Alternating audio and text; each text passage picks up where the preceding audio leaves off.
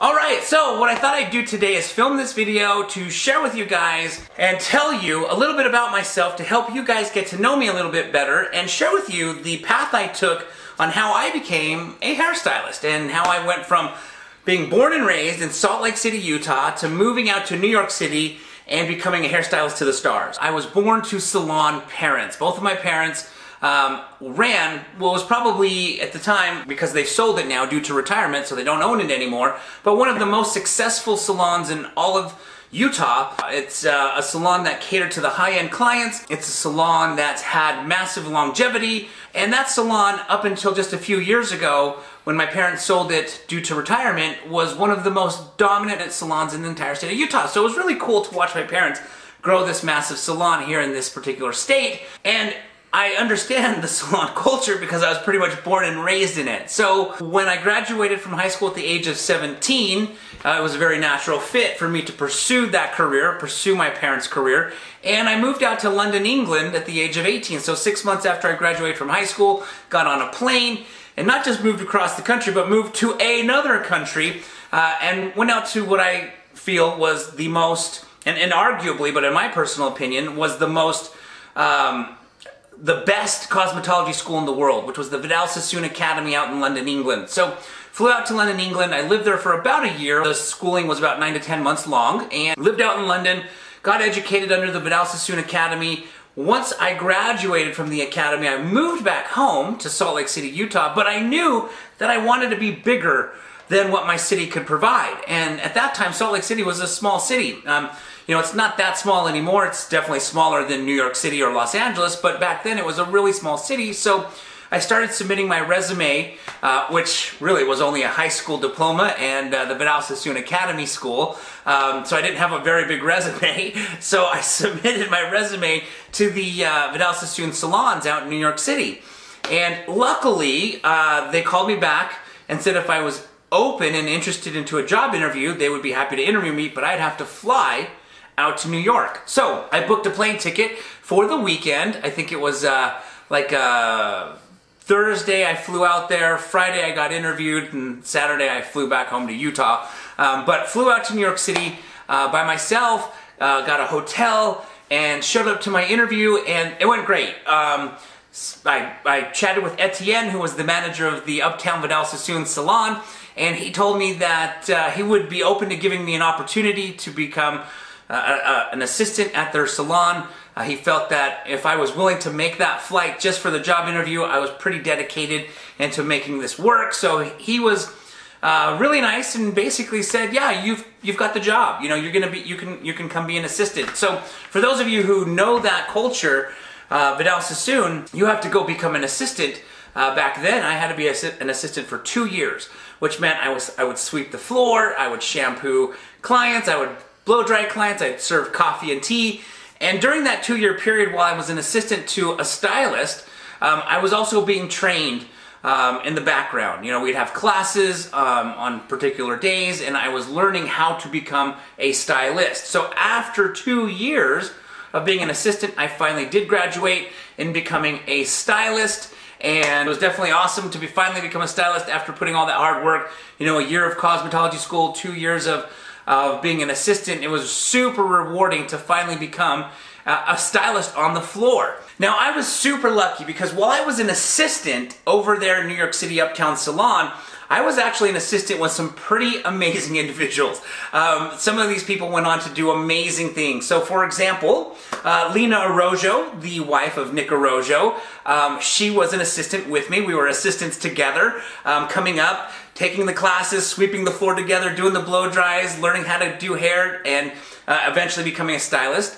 Another individual that I was fortunate enough to be an assistant with, together with Lena, was Gerard Scarpesi, the co-founder of Hairbrained. So if you know Hairbrained, you probably know Gerard. Another person that I was lucky enough to be an assistant with way back when was Tracy Sakwasitz, the regional creative director for Vidal Sassoon. So I was super lucky in the class that I got to graduate with as far as being an assistant and going through the assistant program and basically masterminding with these other individuals in our goal to become a stylist for Sassoons.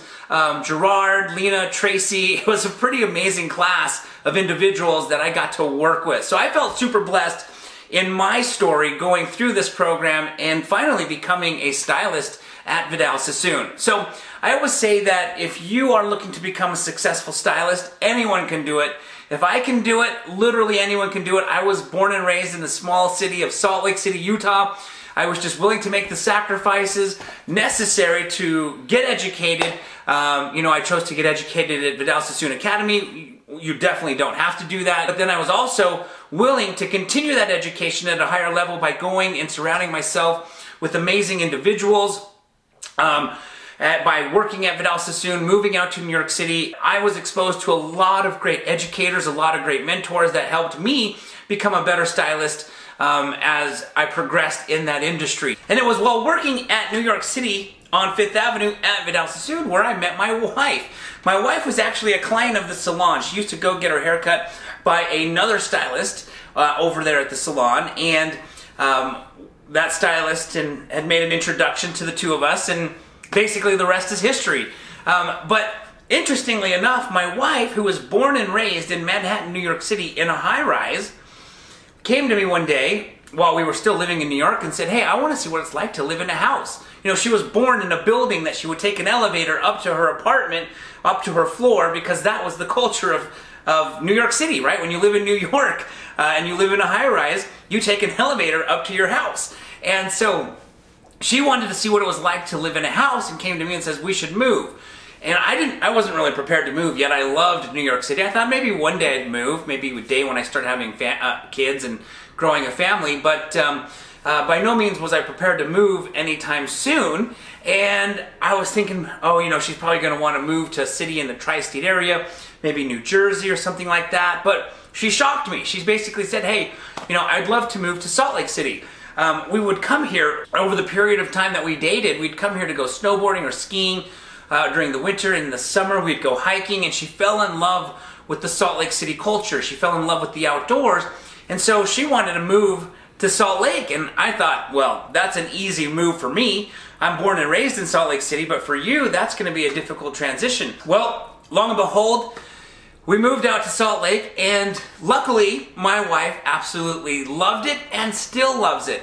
But, you know, it's interesting because when I moved to Salt Lake City, I lost my entire clientele, my hair clientele of 19 years in Manhattan, New York City. So I had to rebuild from the beginning. So I thought, you know what, this is a great opportunity to start looking at other avenues of income. I knew I liked investing. During the time I was a hairstylist in New York City, over those 18, 19 years, I had purchased 2 rental properties, so I was establishing equity in these houses. I was establishing a monthly income from the rental income, and I knew I wanted to grow that portfolio. I knew it was smart to take my hair income and invest it into real estate because real estate's values go up, rents go up, your monthly mortgage that you have on that property stays the same. So every year when rents go up, your cash flow increases, and you tuck away this cash flow to invest in more real estate, which in essence is a great retirement plan, right? You can save money to retire as well as have assets that give you money every month. Because when you have a, you know, as you probably already understand this, if you have a chunk of cash for retirement and you live off that chunk of cash starts to shrink little by little by little. But a house will always give you rent. It's not going to shrink in value. In fact, it'll probably increase in value, and rent will go up. So you're actually probably going to get a raise over each year while you're retiring as your rental income increases. So I knew this was the kind of play that I wanted to do. So I really got heavily involved in starting to fix and flip properties, buy rental properties, and look for other avenues to create this financial wealth to develop a safe future for me and my family. Now, after we moved back to Utah, it's kind of interesting how my real estate career has paralleled very similar to my hairstyling career. So as a hairstylist, I worked my way up the ladder until I became, you know, one of the top, and then started traveling as an educator. I traveled to Washington, D.C., places in New York, here in Salt Lake City, all different cities in Japan. I flew out to Japan and traveled all through Japan. I lived in Japan for 3 months, just traveling from city to city to city to city, educating, doing seminars and classes as far as hair. I was teaching hair all over Japan. That was super fun. Well, when I moved to Salt Lake, I kind of started at the bottom of a real estate investor, learning the game, learning how to do it, worked my way up, and I would say over the last probably about 6 years, I now have been traveling across the country, traveling on stage, speaking with other real estate educators, teaching how to invest in real estate, from Orlando to Atlanta to Chicago to Las Vegas to Arizona to Los Angeles. I mean, I've just been going everywhere educating on real estate, kind of similar to what I did in real estate. So I've kind of started to realize a connection here, that my passion, on top of learning how to invest in real estate, I took a lot of my hair income and put it into real estate. So as far as my passion for real estate, my passion for hair, I've also realized I have a passion to teach, which is why I'm sharing all of this with you guys, which is why I'm going to be creating this lots of content for this channel, because I want to give back to you guys, my fellow hairdressers out there, you know, and share with you stuff that I've learned in the hair world as well as in the real estate world, because I just think it's smart to take the income that you're making, invest it into a piece of property that's going to appreciate, but at the same time feed you some income every single month. I mean, that's just smart play. And 30 years from now, when that house is free and clear and it's giving you 100% rental income, that's a great retirement. You know, you have several of those properties renting for, depending on where you live, $1,500, $2,000, $3,000 a month, and you've got a couple of them. That's a nice income each and every month throughout your retirement. It's just a good, safe play, in my personal opinion, which is why I became so passionate to learn about that world. So I love hair, I love real estate, but what I've realized is I love teaching, and so I invite you guys to hit me with all sorts of questions that you might have in regards to hair, in regards to real estate, that I might be helpful with you as I produce more videos, as I produce more content. Hopefully you guys will like this. I know hair and real estate are two completely different industries, but real estate has really helped me as a hairstylist prepare for that financial future. And so I just think it's smart, wanted to share it with you, and I hope you guys enjoyed this video. Getting to know me a little bit, you're gonna get to know me a lot more though over time. Please feel free to hit me up anytime if you have any questions in regards to hair, of course, but if you have questions in regards to real estate, you're thinking about getting into it, please feel free to hit me up. I would be happy to share and help in any way I can.